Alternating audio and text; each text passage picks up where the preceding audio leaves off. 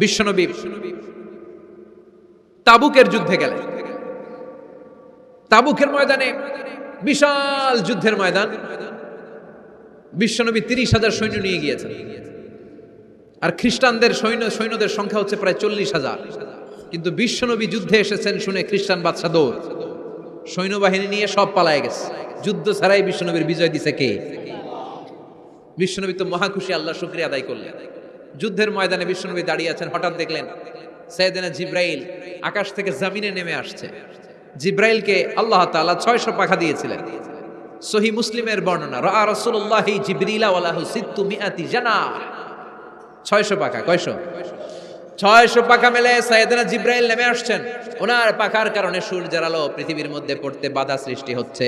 অন্ধকার দেখে বিশ্বনবী তাকিয়ে দেখে জিব্রাইল একা না, জিব্রাইলের সাথে হাজার হাজার ফেরেশতার বহর। বিশ্বনবী বললেন, কত ফেরেশতা এসেছে? কয় 1,40,000। সাইয়েদনা জিব্রাইল বললেন, ও নবী, আপনি যুদ্ধের ময়দানে আল্লাহর শুকরিয়া করেন, আর ওই মদিনাতে আপনার কলিজার টুকরা সাহাবী মুআবিয়া ইবনে মুআবিয়া আল মুজানি একটু আগে শেষ নিঃশ্বাস ত্যাগ করেছে গো নবী। বিশ্বনবী পড়লেন, ইন্না লিল্লাহি ওয়া ইন্না ইলাইহি রাজিউন।